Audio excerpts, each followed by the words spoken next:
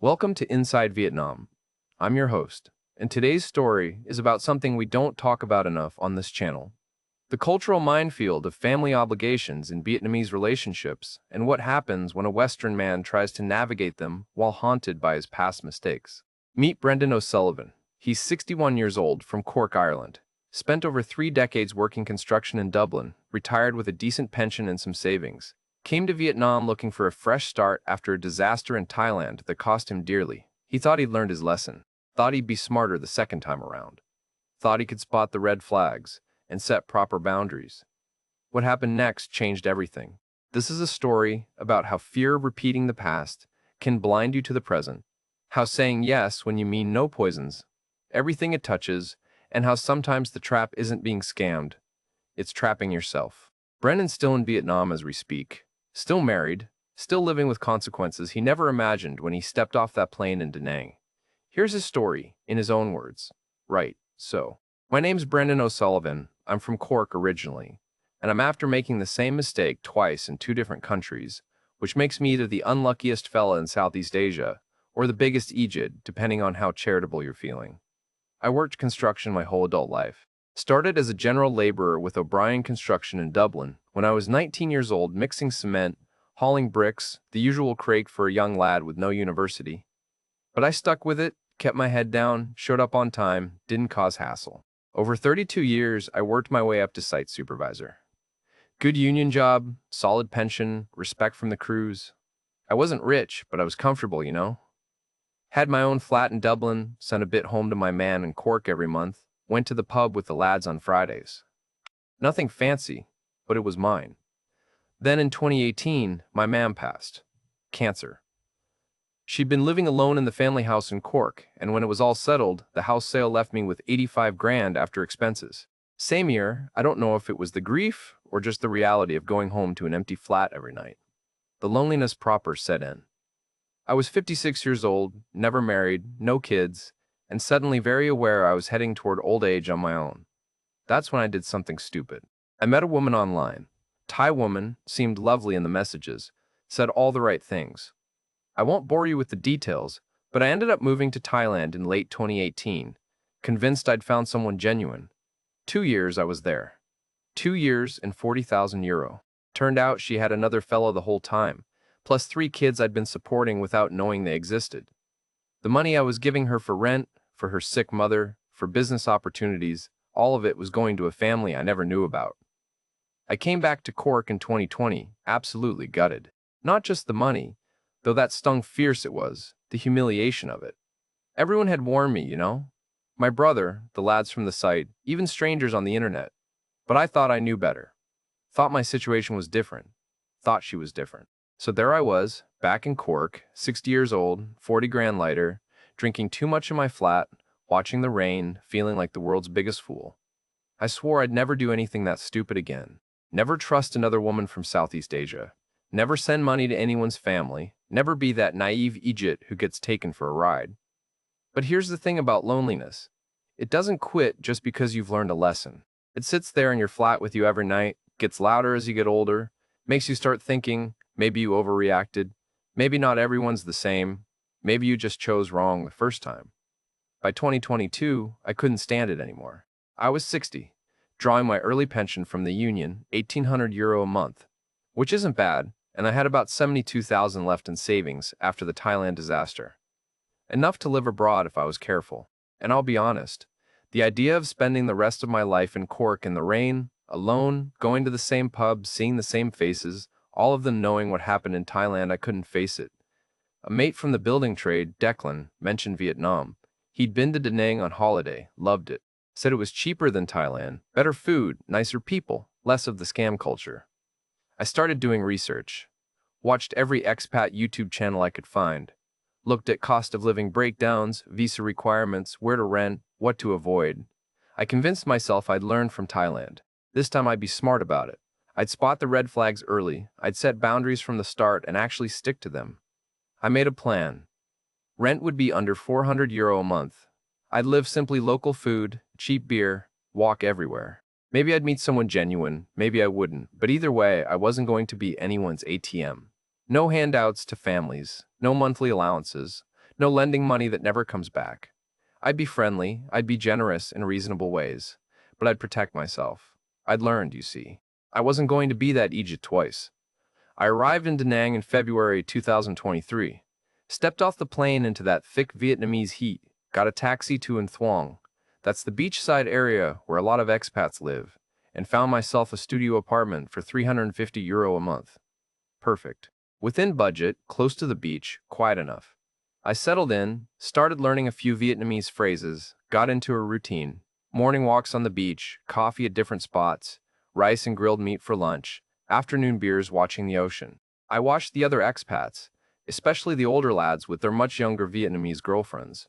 Told myself I wouldn't be like them. Told myself I could see exactly what was happening. These young women smiling and nodding while their foreign boyfriends paid for everything, talking about love while clearly just working an angle. I wasn't going to fall for that again. I was older now, wiser.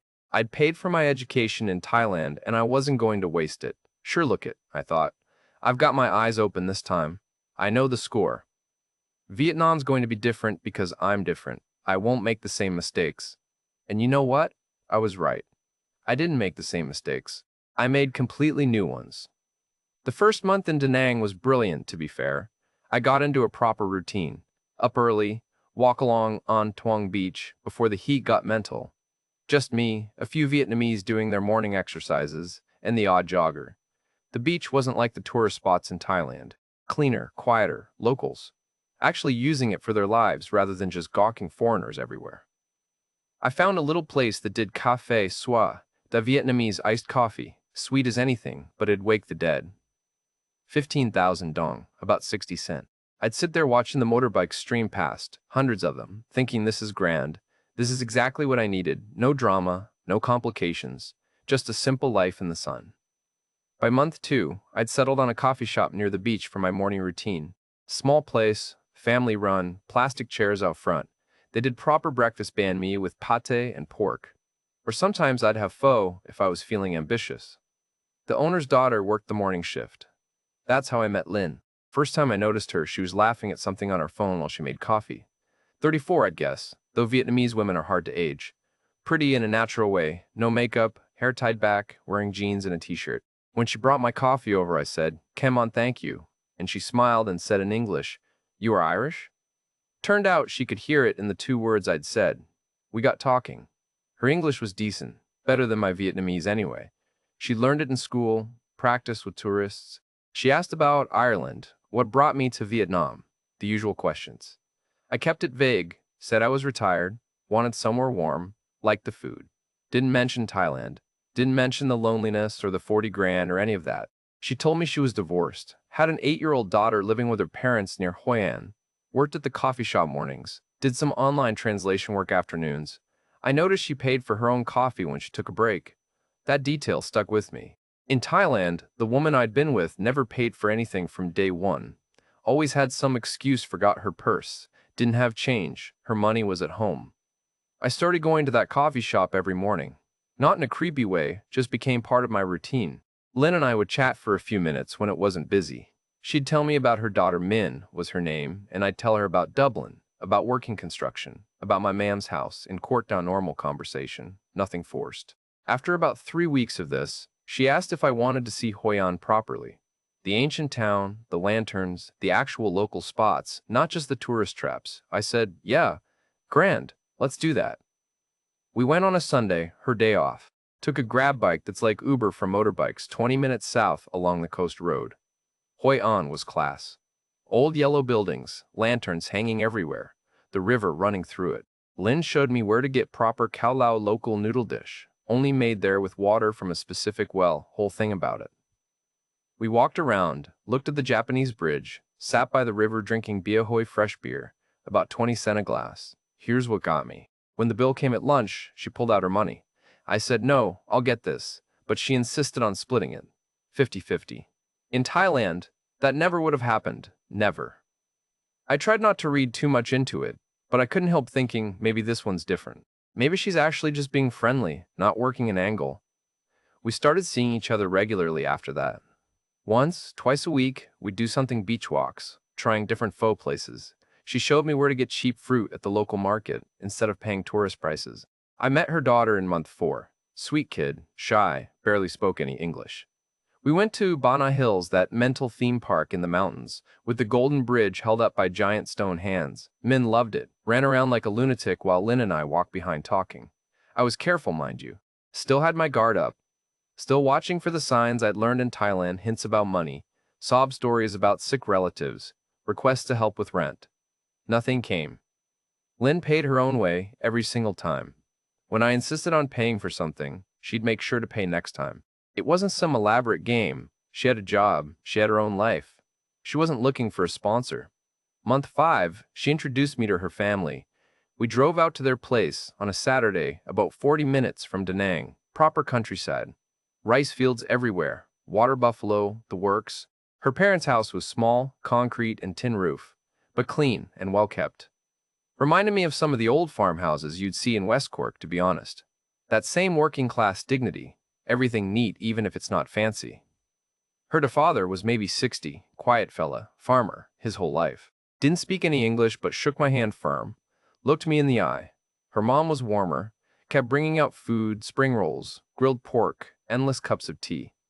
They'd killed a chicken for the occasion. That's a big deal in rural Vietnam, I learned later. Means you're important enough to warrant the expense. Lin's daughter Min was there, of course, living with them full-time while Lin worked in Da Nang. The kid came out of her shell a bit, showed me her school books, her drawings. The family didn't ask me for anything, didn't hint about money, just fed me until I thought I'd burst, and seemed genuinely pleased to meet me. On the drive back, Lin told me about her marriage. Said her ex-husband was Vietnamese, abusive, she'd left him with nothing when Min was 3.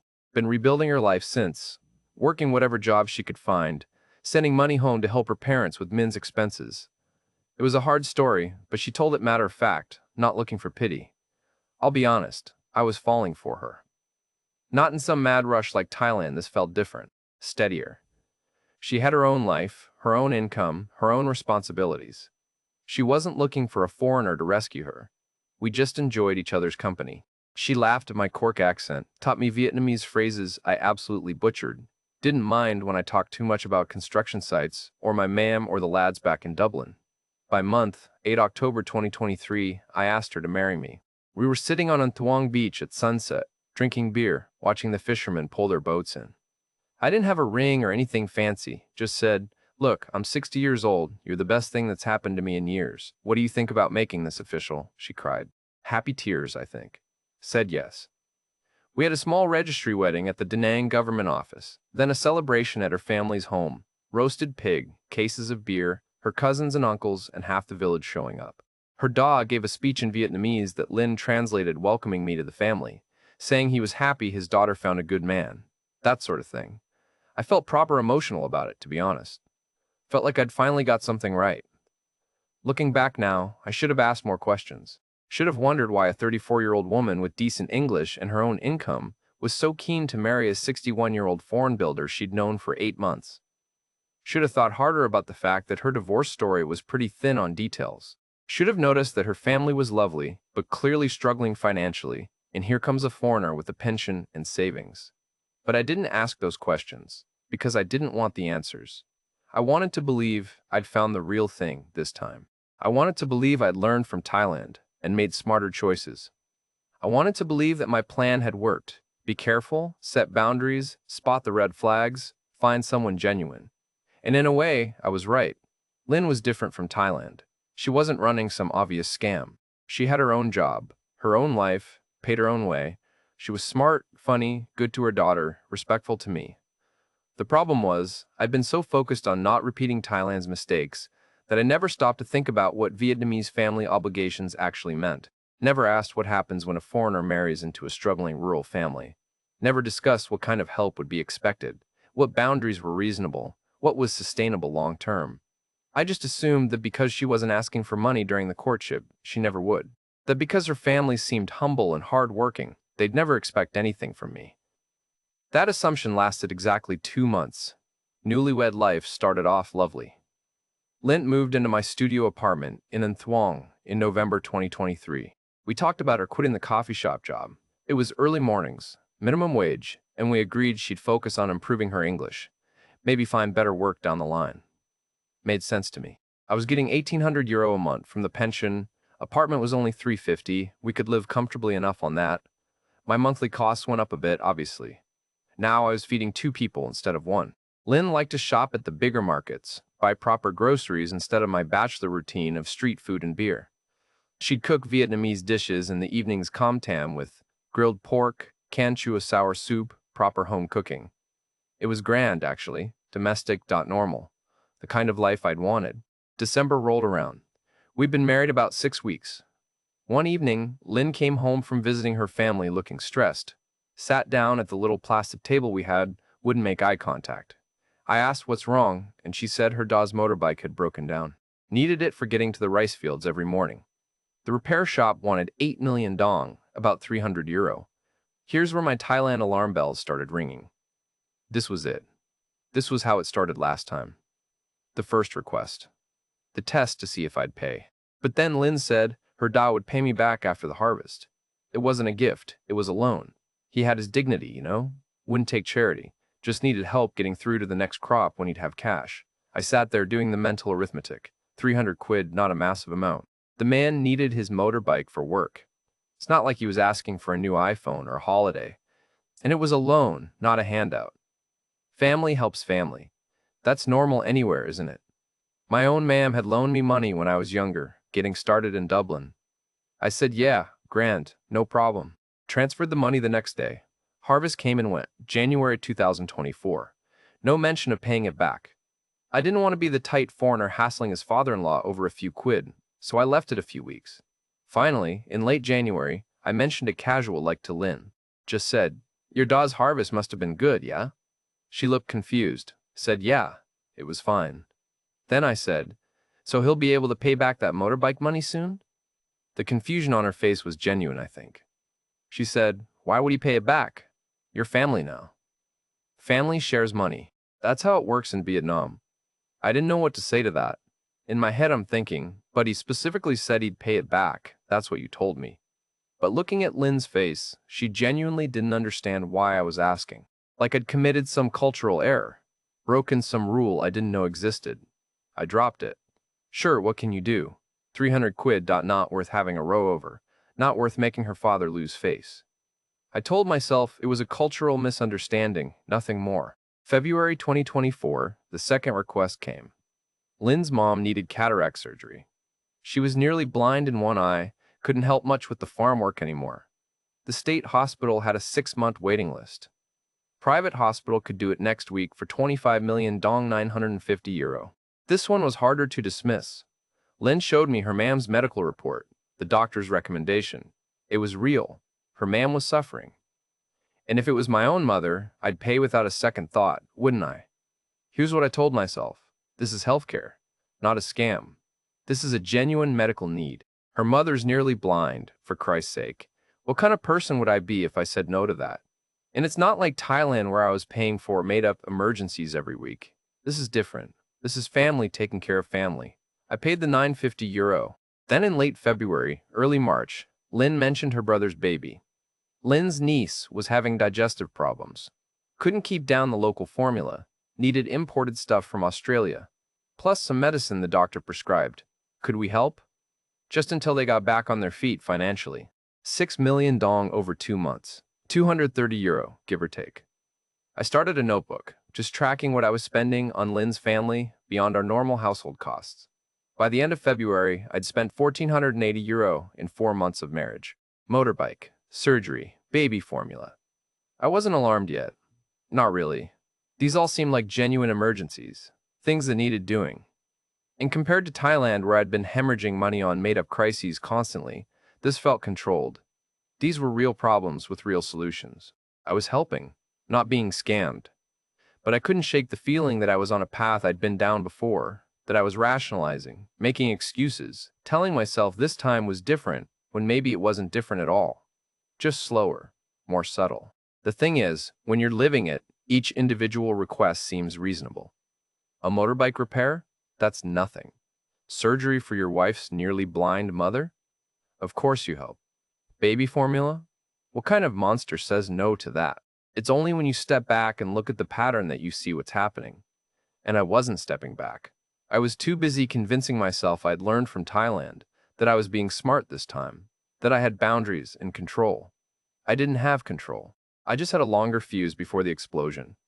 Looking back now, this was the moment to have a proper conversation with Lynn about expectations. To sit down and say, look, I'm happy to help your family with genuine emergencies, but we need to define what that means. We need to talk about what's sustainable long term. We need to agree on limits. But I didn't have that conversation. You know why? Because having that conversation would mean admitting I was worried. Would mean admitting I didn't fully trust her. Would mean bringing Thailand into our marriage, letting that old failure poison this new thing I was trying to build. So instead, I just kept the notebook, kept tracking the expenses, kept telling myself it was fine, it was manageable, it was just family helping family. And the requests kept coming. March 2024, Lynn mentioned we needed to visit her family, said there was a problem with the house. We took a grab car out there on a Sunday morning, 40 minutes through the rice paddies, humidity thick enough to chew. When we pulled up, I could see what she meant. The roof was in bits. Tiles missing, water stains down the walls, tarp stretched over one corner flapping in the breeze. Her da showed me inside. You could see daylight through gaps in the ceiling. He pointed up, said something in Vietnamese, and Lynn translated. Monsoon season coming soon. If they didn't fix it before the heavy rains, the whole structure could be damaged. Mold, rot, the lot. We got a quote from a local builder. 15 million dong, 570 euro. I stood there in that house looking at the water damage, at Lynn's parents sitting on their plastic stools looking worried, at little Min doing her homework at a wobbly table. And I thought about my own mam's house back in Cork, how I'd spent thousands maintaining it over the years, because that's what you do. You take care of the roof over your family's head. I paid for the repairs, told myself this was different from the other requests. This was infrastructure. One-time investment, not an ongoing drain. The builder started work the next week. Then April came. Smaller requests, but they added up. Lynn's cousin was getting married. We needed to contribute to the wedding gift. 2 million dong, 75 euro, cultural obligation, Lynn explained. Family would notice if we didn't give appropriately. Week later, Min needed new school supplies. The start of the term, proper textbooks this time, not the cheap ones. 1.5 million dong, 57 euro. Mid-April, the family dog got sick. I didn't even know they had a dog until Lynn showed me photos of this mangy thing lying in the yard looking miserable. Emergency vet, medicine, 3 million dong, 115 euro. Each request came with the same pattern. Lynn would get stressed, sometimes tearful. She'd explain the cultural obligation, remind me that I was the only one who could help. Her exact words were always some variation of, "My family has no one else, only us." By May, I sat down with my notebook and did the math. I'd spent 2,297 euro in 5 months on family expenses. Not counting our normal household costs, that was a separate 1,800 monthly, I was giving Lynn for food, utilities, the usual. I decided we needed to talk about money, properly talk about it. We sat at our little table one evening, motorbikes buzzing past outside, and I said, look, we need to discuss this. The family requests. They're adding up. Lynn's face changed immediately. She started crying. Said I didn't understand Vietnamese culture. In Vietnam, family is everything. When family needs help, you help. That's what good people do. That's what it means to be part of a family, she asked me. Are you not a good person? Her exact words. Sitting there with tears running down her face, asking if I was a good person. I felt like the biggest bastard in the world. Here I was, counting pennies while her family was struggling with basic necessities. Her mother had been nearly blind before I paid for surgery. Her father needed his motorbike to earn a living. Her niece needed medicine to keep food down. Lynn said her family was starting to talk. Why is the rich foreigner so stingy? He has a pension, savings, lives comfortably. Her parents are farmers making maybe 200 euro a month in good seasons. And I'm worried about helping with the wedding gift. I tried to explain it wasn't about being cheap. It was about sustainability, about making sure we had enough for ourselves long term. But even as I said it, I knew how it sounded. Like a rich man hoarding his wealth while his wife's family struggled. June 2024, Lynn sat me down. Said her parents needed regular help. The farming income was too unreliable. Some months good, some months nothing. Could we give them a monthly allowance? 12 million dong? 460 euro. That's when I exploded. This was exactly what happened in Thailand. The monthly drain. Once you start that, it never stops. It becomes expected, permanent, and then it escalates. I knew this script. I lived it before. I said no. Absolutely not. No monthly allowances. We fought for 3 weeks straight. Proper rows, shouting matches. Ling crying, me defensive. Both of us saying things we probably shouldn't have. She said I was embarrassing her. Her family thought she'd married a generous foreigner who'd help them build a better life. Instead, she'd married a cheap man who counted every dong. She said I didn't respect Vietnamese ways, that I wanted her to act Western, to abandon her family, to be selfish like foreigners are. Her exact words, in your country, you put old people in homes and forget them. In Vietnam, we take care of family. I slept on the floor for most of June. The apartment was tiny, couldn't really avoid each other, but we barely spoke except to argue. July, I caved, sort of, offered a compromise. I'd give 5 million dong monthly, 190 euro. That was my final offer. Take it or leave it. Lin agreed. Reluctantly. Said it was better than nothing, but her family would be disappointed. They'd expected more from a foreigner with savings and a pension. I felt like I'd won something. Like I'd set a boundary, maintained control, learned from Thailand. I was giving less than half what she'd requested. I'd negotiated. I'd held firm on my limits. The fighting stopped. An uneasy peace settled over the apartment. Lin went back to sleeping in the bed. We had polite conversations about dinner, about errands, about her visits home to see Min, but something had shifted. The warmth was gone. We were going through the motions. She'd smile when I came home, ask about my day, cook dinner. But it felt performative, like we were both playing roles in a marriage, rather than actually being married. I told myself this was sustainable. 5 million dong a month for her family, 1,800 euro monthly budget for us. That left me plenty of cushion from the pension, plus my savings barely touched. This was manageable. This was the boundary I should have set from the start. I was wrong, of course. But it took me months to realize that setting a boundary out of resentment isn't the same as setting one out of mutual respect. I'd said yes while meaning no, agreed while being angry about it, compromised while feeling bitter. The monthly allowance wasn't a solution. It was just a new baseline for the next round of requests. August 2024. I started paying the 5 million dong monthly allowance like we'd agreed. First of the month, every month, transferred straight to Lin's account for her to send to her parents. Thought that would be the end of it. Thought we'd reached equilibrium. The extra requests never stopped. End of August, Lin mentioned her sister's daughter needed money for an exam prep course. Important exams would determine which secondary school she got into. 4 million dong, 152 euro. I said, hang on, I'm already giving 5 million monthly for family expenses. Lin looked at me like I was thick. That money's for her parents' living expenses, she said. This is separate. This is for her niece's education. Completely different thing. I paid it. Told myself education's important. One-off expense. September, her cousin had a motorbike accident. Needed money for medical bills the insurance didn't cover. 3.5 million dong, 133 euro. Lin showed me photos of the lad in hospital, bandaged up. What was I supposed to say? No, let him suffer. Late September, her grandmother's 80th birthday. Big deal in Vietnamese culture, Lin explained.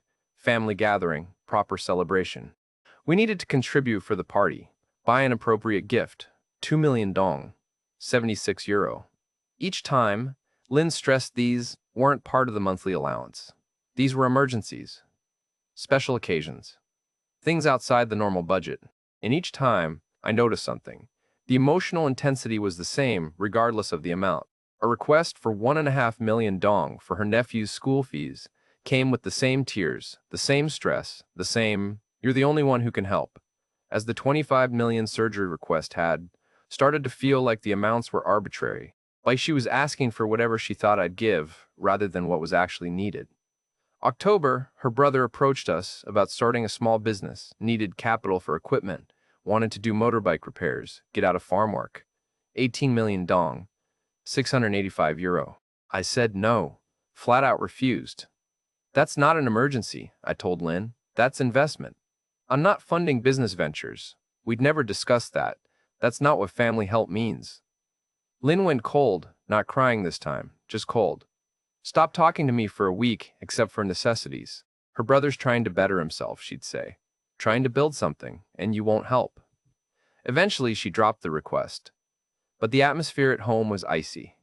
We'd eat dinner in silence, her scrolling on her phone, me pretending to read. The warmth from the early days felt like it had happened to different people. November, I sat down and did the full accounting. Pulled out my notebook, reviewed every bank statement since the wedding. 1 year of marriage, I'd spent €6,847 on Lynn's family beyond the normal household costs. That didn't include the $1,800 monthly I gave her for our living expenses, food, utilities, her personal spending. This was just family help. I looked at my savings account. Started the year at $72,000, now sitting at $64,507.5 down in 12 months. I was angry at myself. How had I let it creep up like this?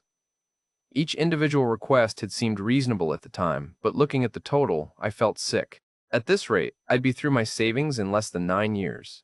Then what? Live on just the pension with no buffer? What if I got sick? What if I needed to go back to Ireland? The Thailand panic started creeping back in. That familiar feeling of losing control, of being taken advantage of being the Egypt who should have known better. December brought Tet requests. Vietnamese New Year, biggest holiday of the year. Money for preparations, new clothes for family photos, travel money for relatives visiting from other provinces. Lynn presented it as non-negotiable. This is our culture, she said. You can't say no to Tet. I approved some requests, refused others. We negotiated each one like a business transaction. No warmth, no partnership. Just her asking, me deciding what to approve, transferring money with growing resentment. The pattern was fully established by then.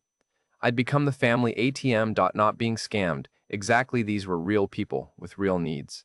But I was just parsing which withdrawals to approve, which to decline, trying to maintain some semblance of control while the money kept flowing out. Then January 2025, everything shifted. My brother rang from Cork.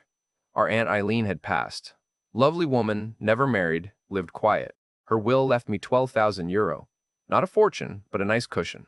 Unexpected money. I didn't tell Lynn immediately, not hiding it exactly, just didn't mention it right away. Maybe the bank notification came through while I was in the shower. Maybe I mentioned it casual and forgot. I don't know. Within a week, Lynn brought up a new request. Her brother needed a new motorbike. His old one was unreliable, breaking down constantly, affecting his ability to work.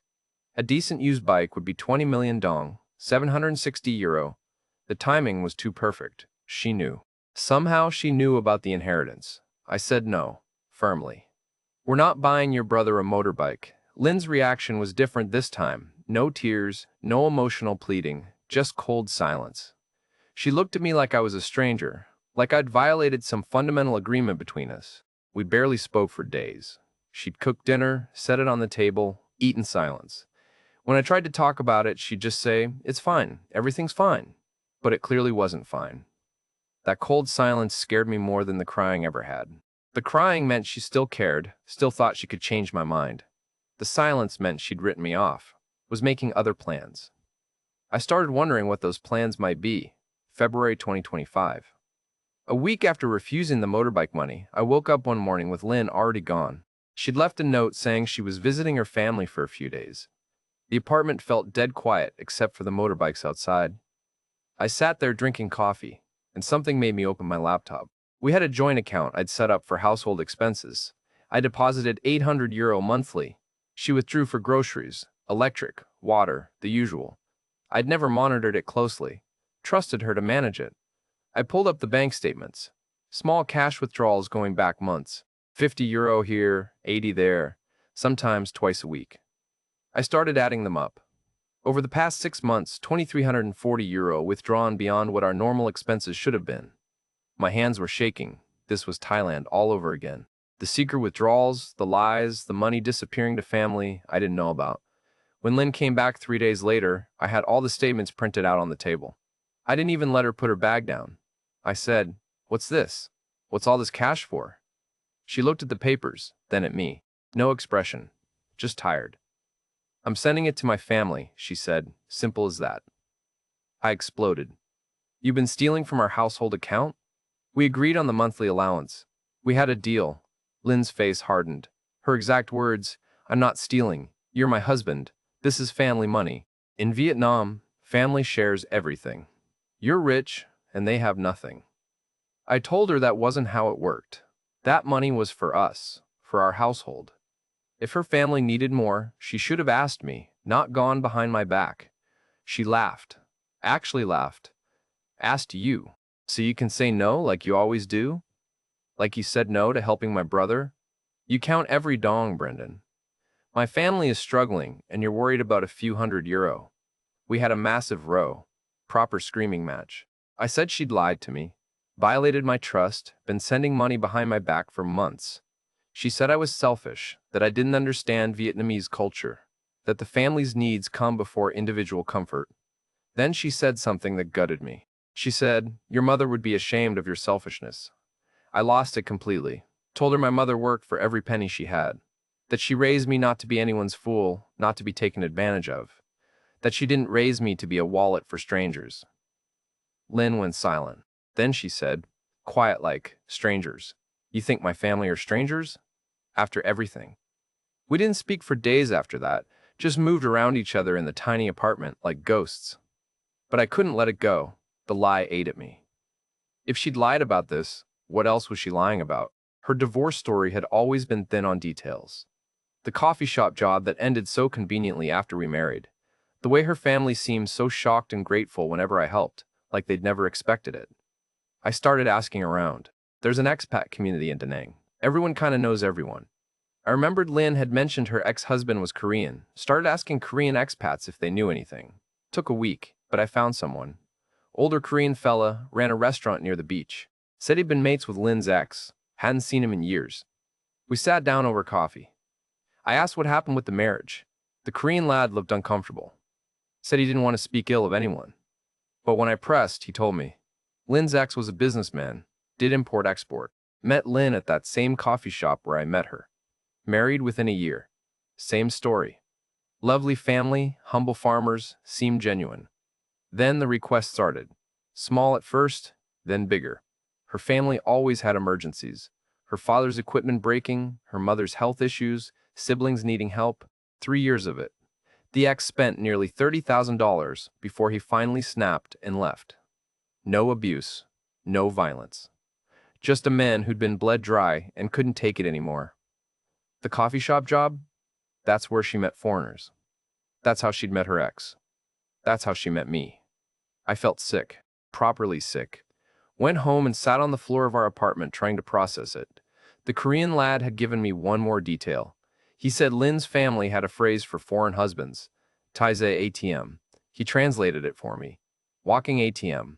I sat there thinking about the motorbike that was never repaid, the surgery that might have been real or might have been exaggerated. The roof repairs I never actually verified were done. The endless stream of emergencies that always seemed to come right when I had extra money. They'd had a strategy from the start. Small requests to test my boundaries. Escalating emergencies to normalize bigger amounts. Monthly allowance to make it permanent, each step carefully calibrated to what they thought I'd accept. Lynn's job was to find the foreigner and keep him happy. The family's job was to extract maximum value before he wised up or the money ran out. I spent the evening doing the full accounting. 17 months of marriage. €18,340 spent on her family beyond our normal household expenses. My savings down from 72,000 to 52,800, not catastrophic. I still had my pension, still had a decent cushion. But the trajectory was clear. At this rate, I'd be broke in 5 years. Then what? They'd find another foreigner, and I'd be back in Cork, humiliated again, having made the exact same mistake twice. I thought about leaving, packing my bags, getting a flight home, cutting my losses, but then I thought about what that meant. Another failed relationship. Another expat disaster. My brother would hear about it. The lads from the construction site. Everyone back in Dublin who'd warned me about Thailand. I'd have to admit I'd done it again. Found another woman who was working in Angle. Let myself be taken for a ride despite all my plans and boundaries and precautions. The sunk costs haunted me too. The wedding, the time invested, the hope I'd built, the life I'd imagined.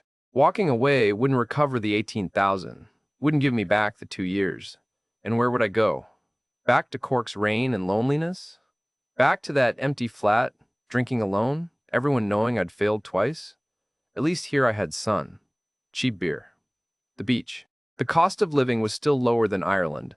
When Lynn came home that evening, I told her I knew about her ex-husband, about the strategy, about everything. She didn't deny it, just looked at me with those tired eyes and said, "What do you want me to say, Brendan? My family needs help. You have money. That's how it works." I asked if she'd ever actually loved me or if I was just a mark from the start. She said, "Both can be true. I do care about you. But my family comes first. It always will. That's Vietnamese culture." I told her I wasn't leaving, but things were going to change. That's when I made the worst decision of this whole mess. Instead of walking away like I should have, I decided to stay. But I built walls so thick nothing could get through. April 2025. I closed the joint account, set up a new one, just my name, deposited my pension there. Gave Lynn €600 cash monthly for household expenses. Rent, food, utilities, that's it. Told her there'd be no more money for her family's emergencies. She didn't argue. Just took the cash, put it in her purse, moved her stuff into the other room. Our tiny apartment only had one bedroom, so she slept on a mat in the living area. We became roommates who happened to be married. The next 10 months were the loneliest I've ever been, and I've been alone most of my life. We'd wake up, avoid eye contact, go about our days. She'd cook dinner sometimes, leave it on the counter. I'd eat, wash my plate, sit on the balcony drinking beer. Saigon Red, 25,000 dong for a big bottle. Cheap enough to drink every night. Lynn started visiting her family more, 3, 4 days a week. I didn't ask what she told them about me, didn't want to know. I still love Da Nang, to be fair. The beach is still beautiful. The weather's still brilliant compared to Cork. Food's still cheap and good. I can live comfortably here on my pension alone rent, food, beer, the odd meal out. That's the cruelty of it. The city's perfect. The life I imagined is right there, just without the companionship I came for. I drink more now, not falling down drunk, but 20, 30 euro a day on beer. Enough to take the edge off. Enough to numb the embarrassment when I'm walking on Tuong Beach and see other expats with their Vietnamese girlfriends, holding hands, laughing. Knowing I'm living the cautionary tale they'll tell each other at the bar. Here's why I stay, and I'm not proud of it. Pride, mostly. Can't face my brother. Can't face the lads from the construction site. Can't admit to everyone back in Dublin that I did it again. Thailand wasn't enough of a lesson. I had to come to Vietnam and lose another 18 grand before I learned. Sunk cost thinking, too. I've already lost the money. Lost 2 years of my life. Leaving now doesn't recover any of it. Just adds another failure to the pile. And where would I go? Back to Cork? To what? My old flat's been rented to someone else. I'd have to find a new place, pay Irish rent, live on my pension in one of the most expensive countries in Europe. Here, at least the money stretches. Here, at least I have sun and cheap beer and the beach. So I stay in this dead marriage, in this beautiful city, living half the life I imagined. Lynn still asks for money occasionally. Her mother needs medicine. Men need school supplies. But there's no emotion behind it anymore. Just mechanical requests. Sometimes I give her 50, 100 euro out of guilt or habit. Mostly, I say no. She doesn't fight. Just nods and drops it. I know she's looking for the next option. Another foreigner, probably. Someone with more money, less baggage, no Thailand trauma making him paranoid. I don't blame her, really. I'm not exactly a prize at this point. It's February 2026 now. I'm sitting here in Da Nang, 62 years old, still married on paper, 47,500 euro left in savings. Still paying some bills. Still drinking too much. I avoid other expats. Their questions, how's married life, how's the family, make me confront what I won't admit out loud. I watch YouTube videos about other blokes in similar situations. Feel simultaneous superiority and kinship. At least I set some boundaries eventually. But we're all the same kind of fool in the end. Here's what I learned, and I wish I'd learned it before I lost 18,000 euro and poisoned a relationship that might have been salvageable. Vietnamese family obligations are real. They're cultural, not inherently scams. In Vietnam, when you marry someone, you marry into their family, you're expected to help. That's not manipulation, that's their actual values. The problem wasn't Lynn's family needing help. The problem was the dishonesty, the manipulation. the refusal to have honest conversations about what was sustainable. But here's my real mistake. I didn't say no to the requests. I said yes resentfully. I gave money while being angry about it. I set boundaries while feeling bitter. And that resentment built walls instead of bridges. There's a middle path between being an ATM and being a miser. You can help family without destroying yourself financially. But you have to set boundaries early, honestly, and without resentment. If I could do it over, here's what I'd say to Lynn in month 1. I'm happy to help your family with genuine emergencies. Here's what that means to me. Medical emergencies, critical housing repairs, that sort of thing. Here's my monthly limit. Let's say €300 beyond our household budget. That's sustainable for me long term. If your family can't respect that, we need to have a harder conversation about whether this marriage works. And then this is critical. I'd stick to those boundaries without guilt. If she said I was cheap or didn't understand Vietnamese culture, I'd say, I understand family is important to you, but I need to protect my financial future too. This is what I can do. If that's not enough, I understand, but I can't give more than this. Most importantly, if the woman or her family can't respect reasonable boundaries, leave. Leave before you're 18,000 deep and too proud to admit failure. Leave before the resentment turns everything toxic. The sunk costs will only get worse. And don't let fear of repeating past mistakes make you blind to present ones. My obsession with not being the Thailand Egypt again prevented me from seeing I was being a different kind of Egypt in Vietnam. I was so focused on not giving money that I never thought about how to give money sustainably. So yeah, that's where I am. Da Nang, still married, still alone, still drinking on my balcony watching the motorbikes go past, wondering how I got here twice. But I wanted to tell this story because maybe someone out there is where I was in month 2, month 3, feeling those first alarm bells, but rationalizing them away. Telling yourself it's different this time, it's cultural, it's genuine need. Listen to those alarm bells. Have the hard conversations early. Set the boundaries before the resentment sets in. And if you can't do that, if pride or loneliness or hope is clouding your judgment, then maybe expat relationships aren't for you. Maybe they're not for me either. That's my story. Do with it what you will. Brendan's voice fades, and we return to the host. That was Brendan O'Sullivan's story, and it's one we see variations of again and again here in Vietnam. The specifics change different cities, different amounts, different families, but the core pattern repeats. Here's what's important to understand. Vietnamese family obligations are culturally real. In Vietnamese society, when someone marries into a family, they're expected to contribute to that family's well-being. This isn't a scam. It's a genuine cultural value. The family unit is central to Vietnamese life in ways that can be hard for Westerners to fully grasp. But cultural differences don't excuse dishonesty, and they don't mean you have to say yes to every request. Brendan's mistake wasn't helping Lynn's family. It was saying yes while meaning no, giving money while resenting it, and building walls instead of having honest conversations about sustainable support from the very beginning. The tragedy here isn't the €18,000. It's the marriage that died because neither person could communicate honestly about their expectations. Lynn expected what her culture taught her to expect. Brendan gave what his guilt demanded while his resentment grew. Neither talked about what sustainable help actually looked like until it was too late. If you're in a cross-cultural relationship in Vietnam or thinking about starting one, learn from Brendan, set clear, honest boundaries early, communicate what you can sustainably provide. And if your partner or their family can't respect those boundaries, have the courage to walk away before pride traps you in a dead relationship. Thanks for watching Inside Vietnam. If this story resonated with you, share it with someone who might need to hear it. And remember, the expat dream is possible, but only if you're honest with yourself and your partner about what's actually sustainable. Until next time.